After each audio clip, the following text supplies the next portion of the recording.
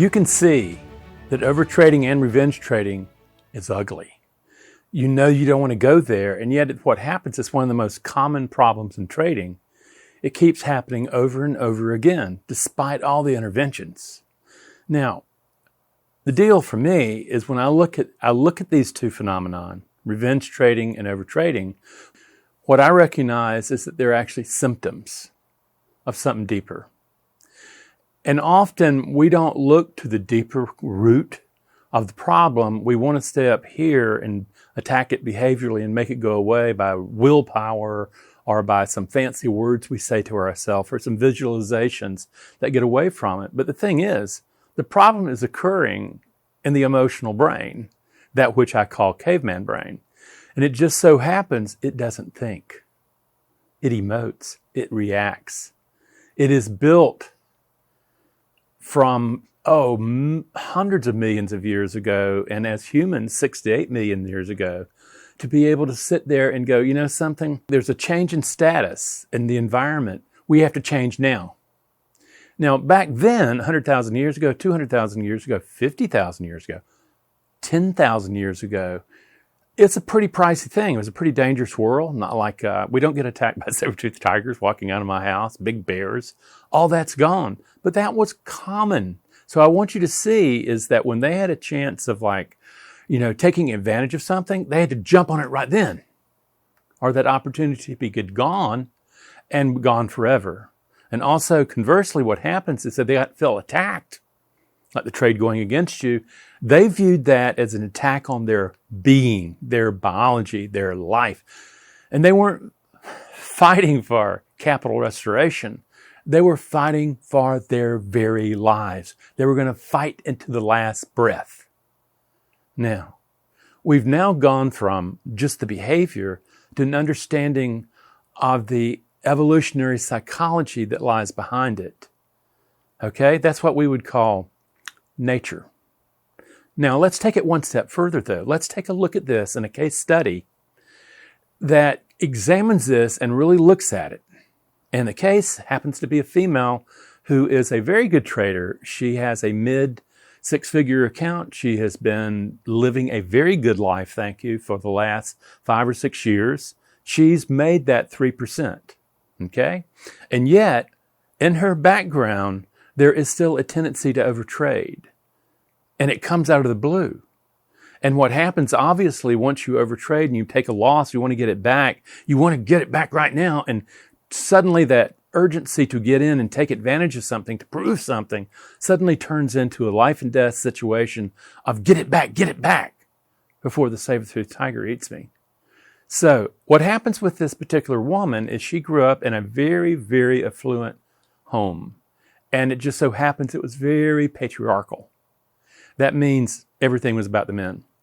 They didn't view women as being capable of handling real money. They could use spare change, they could do a lot of things, but in terms of real money, that's something that the men in that family, from the grandfather to the father to her brother, okay, didn't believe that females had. They were really supposed to be, they're so quaint. They're supposed to be homemakers. They're supposed to be mothers. And the men will take care of them. That whole patriarchal thing. At the same time, this client is born to lead. She is born to grow beyond her limitations. And what happens is, as a child, she would beg, she would do everything she could to her grandfather and then to her father about giving her some money to be able to do things herself, plan adventures, do that. And it was, you're a girl, you can't do that. That's what men do. She grew up there and she began to rebel. Do you sense the problem going on here? And that rebellion, what she really wants, though, she wants the respect of her grandfather and her father. She wants them to know that she can handle real money. But there is a wall there that she's not going to penetrate. So she acts out. She gets into trouble. She does some really crazy things as a teenager and young adult. She gets her act together. She becomes a trader. And she goes in and has built up what most traders would envy what she has been able to do. But She's at the moment of living well to producing wealth. That's where her little niche is, okay? She knows that she's right at the edge, and she's a hard worker, she's smart, she has all that stuff. And it just so happens 1 month, she produced a 12% ROI. Now, and again, that's on a mid-figure, six-figure account. This is cooking. And what happened, she was very proud. She finally reached this moment. And now she was ready to go and celebrate. She was quitting. She said, you know something, I'm not going to even, it's Friday afternoon, early Friday afternoon. I'm going to put it aside. And I'm just going to do my paperwork. I'm going to do the month-end work. And she's going to do that. And occasionally she'd go over and just check the markets, but nothing was there. No solid setups were forming, nothing. So she just pushed it away. And then she finally finished her paperwork, and she was beginning to say, well, what am I going to do now? Now I want you to hear that. Then what she said, I'll just look one more time. And she looks one more time, and she is grabbed. And before she knows it, she has an urgency to enter a trade that's not even there. She does not see a valid setup. She jumps in anyway, of course loses, and then the cycle begins and blows up. That 12% that she had at like 1:01 p.m. on Friday afternoon has now become 3%. She stops, okay? And, you know, a 3% return on investment is not a bad deal. Okay, and it would produce a professional trader, you know. But the 12 is extraordinary. Okay, she was showing that she had the capacity of making real money. There's the ticket. What she's got is a case of sabotage. She's growing up. She has tremendous respect and love and admiration for particularly her grandfather and father. And what she wants to do is prove to them that she can handle real money. The very thing that they kept telling her that, oh, you can't handle it. You can handle spending money, you can handle little stuff, but no, not the big stuff. And what she had done that month, she had proved them wrong. She had proved them she's in the league of really elite traders. And then at the same time, when that happened, what triggers is a very old limbic pattern that says, how dare you?